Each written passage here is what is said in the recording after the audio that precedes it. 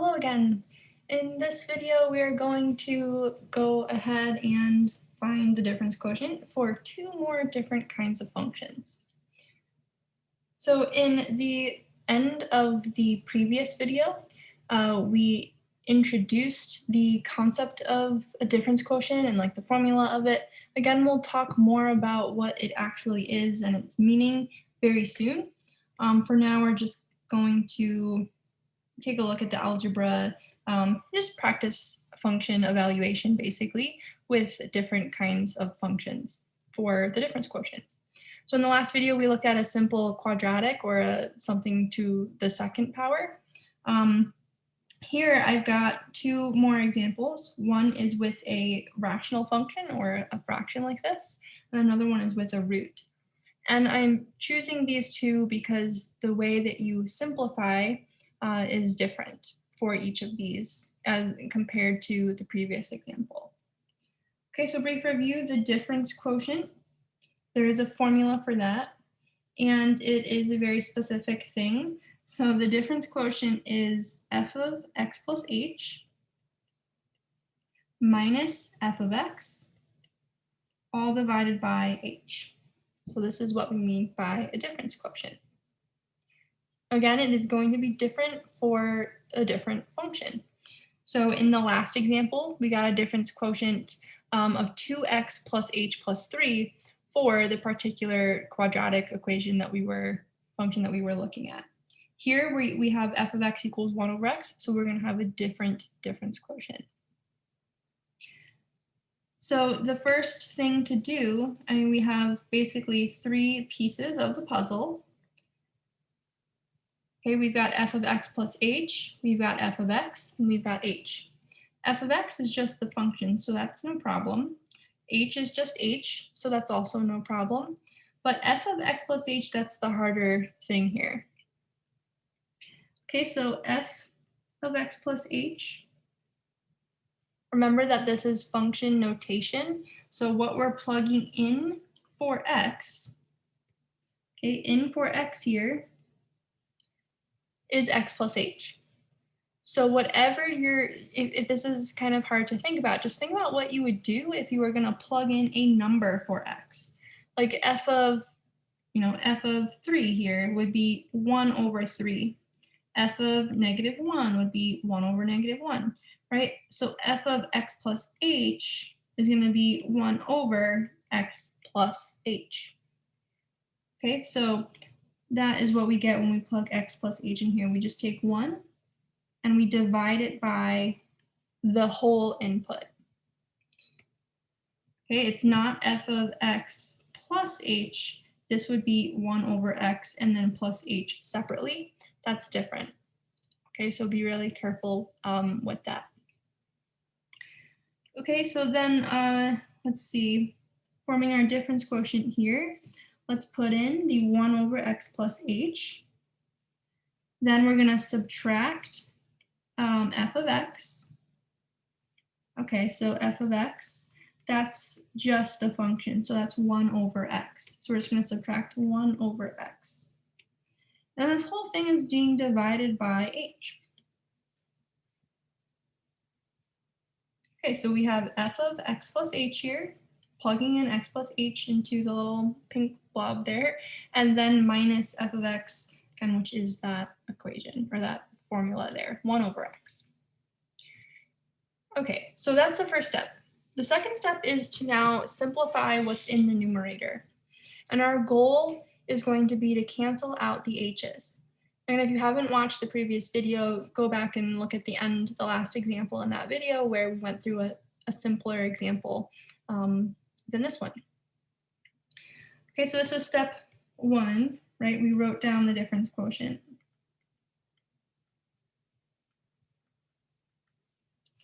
Okay, step 2, we're going to want to simplify. Now in the previous example, simplifying meant something different than what it's going to mean now.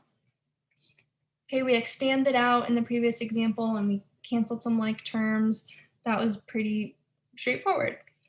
Here we've got a complex fraction. We've got a fraction minus another fraction, and then the whole thing is a fraction. not simple. So this is kind of why we reviewed a lot of our algebra stuff before. So we're going to want to combine together the two fractions in the numerator. Because then we will have fewer fractions, and that's definitely simpler. So we need a common denominator. We need the least common denominator in LCD. Remember, you can only get that by multiplying. So the LCD here, we've got a factor of x plus h and a factor of x. We just have to multiply those together to get the LCD, right? We can't just go adding h to things in the top and bottom. We have to multiply. So the LCD is going to be x times parentheses x plus h. Okay, so in the first fraction, we have 1 over x plus h. We're going to need to multiply that by x over x. I'm going to put parentheses around the x plus h. Then we have our other fraction here, which is 1 over x. And we're going to need to multiply that by x plus h in parentheses over x plus h. And then we have all of that is divided by h. Okay, so in the numerator now, well, I guess I want to put this over h here, just so I don't forget. And in the numerator, we're going to be able to combine those together into a single fraction, where the denominator is going to be x times x plus h. And what we'll have in the numerator when we combine together, well, we're going to have 1 times x, so that's x. Then we're going to have minus parentheses x plus h.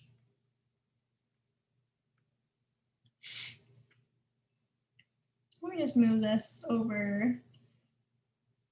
Well, there's no space for it. Okay, let's just come over to here. All right, now the divided by h is going to be kind of the last thing that you're doing. So here we're just going to continue simplifying. So we're just going to carry that divided by h over. Now, the only thing to really simplify here is in the numerator of the numerator, we could distribute the minus sign and then combine some like terms together in the numerator. Okay, so it'll be x minus h. Okay, now we have x minus x. Those cancel out. So we have negative h over, oh, iPad, very far behind. Oh, there we go. Okay, so let's go back. So x minus x, those cancel out. Then we're left with negative h, same denominator, and then all of that is over h. This is looking better because we have at least a single fraction in the numerator, and it's divided by h. So we're going to want to cancel out the h's, right? That's our goal. I think we're going to be able to do that if we just remember how to divide something like this.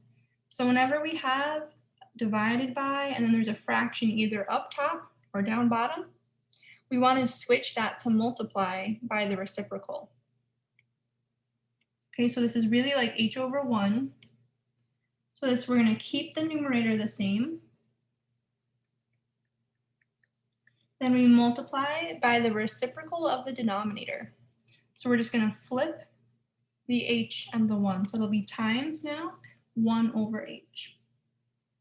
And here is this wonderful step where we can now cancel the h, You're multiplying by negative h up top, dividing by h. So you're going to be left with a negative 1 in the numerator. And then x times x plus h in the denominator. And that's it. That's fully simplified. That's how you know when you have simplified these to the, as far as you can go, is at this third step where you cancel the h's.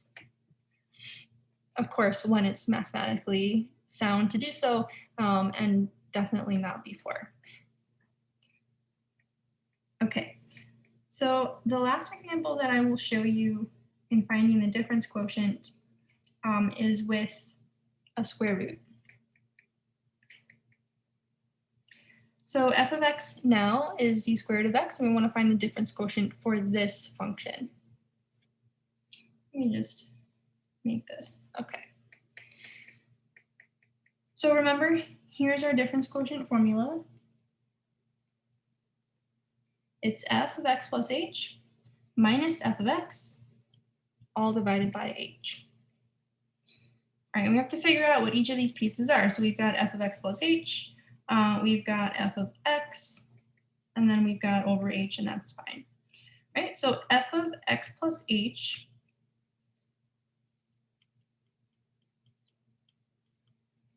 Okay, so what does this function do? It takes the square root of whatever you put in. So here, what we're putting in is x plus h. So this is going to take the square root of all of x plus h. Nothing really to do here to simplify this. I mean, this is as simple as it can get. Okay, then we have f of x. Of course, that's just the function. So that's just the square root of x. Now we have to put it together into the difference quotient. Okay, I made a little mistake up here, right? These are actually not equal to each other. This equal sign doesn't make any sense. Sorry about that. So we're just saying, like, we could say difference quotient equals, or we'll just start here. Or you could even have this. It would be better to kind of bring this over here and say that these now are equal to each other.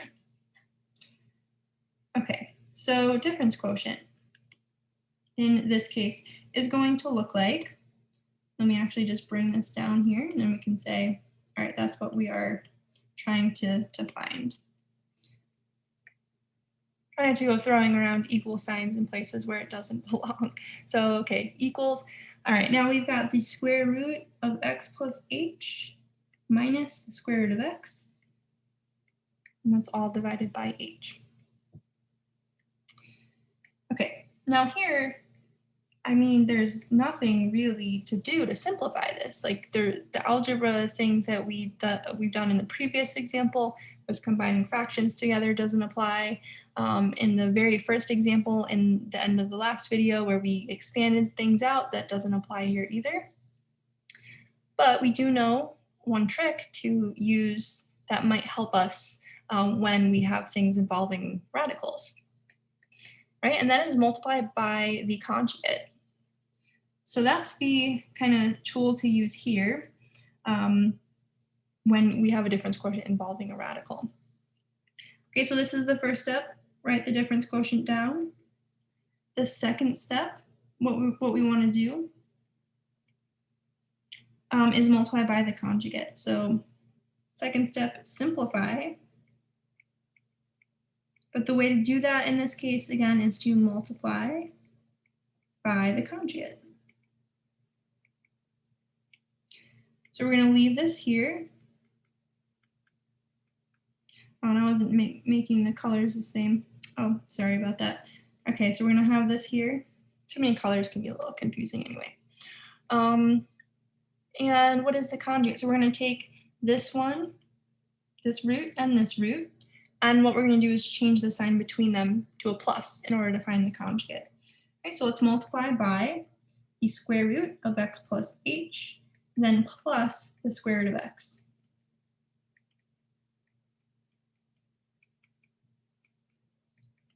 Remember to stick parentheses around anything that's got more than one term in it.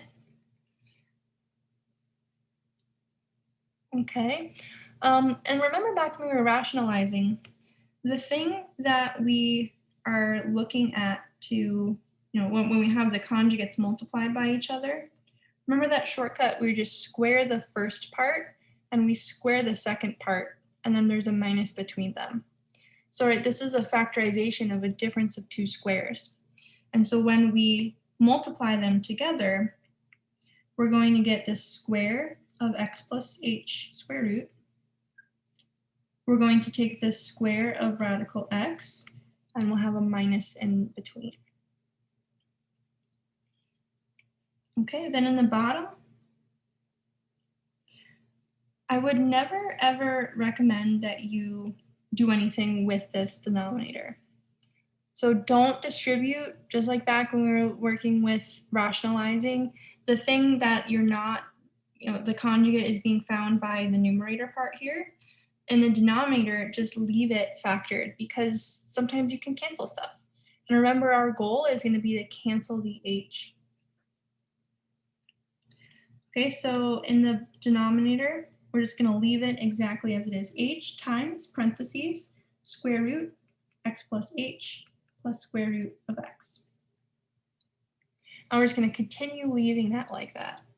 Okay, if we distribute the h here, it's going to be really hard to see if it can cancel. And again, remember, that's our goal. Okay, so in the numerator, when we square that square root, we'll just have x plus h. And then when we square the square root of x, we'll have just x. Again, I'm going to leave the denominator just fully factored like that. Oh, and here is where things are getting kind of nice, right? We've got x minus x, so those add up to 0. This got pretty simple pretty quick. Let's see, we've got h up top. In the bottom, I'm just going to keep on writing the same thing, h times the conjugate. Oh, and here we have h up top. We're dividing by h times something in the bottom. So the whole denominator is multiplied by h. So we can, in fact, cancel these here, and we'll get a 1 left over. So we've got 1 up top. We've got a square root of x plus h plus the square root of x. And because we have this step here of canceling the h, I believe we're done. So this is the fully simplified difference quotient for the square root of x. So that is, I mean, you've got, I think, several different functions for you to practice with on your written homework, and also on your web assign as well. Each one is different. I can't go through the difference quotient for all kinds of functions. But the 3 that I've shown you are the general way that you will, the general kinds that you will need to be comfortable with evaluating the difference quotient for. So note that the strategy is different depending on what kind of function that you have. In the first example in the last video, we had a polynomial that was expanding and condensing in the numerator that was simplified. In the first example in this video, we looked at a fraction, and the way to simplify that was by combining fractions in the numerator. Okay, then this third type, there will really only be these 3 types, is a radical. Okay, and the way to simplify that would be to multiply by the conjugate. Okay, so take some time to practice these. I know you can get good at them. And I'll have one more video for you, and that's about compositions of functions. And that will wrap up our review on functions.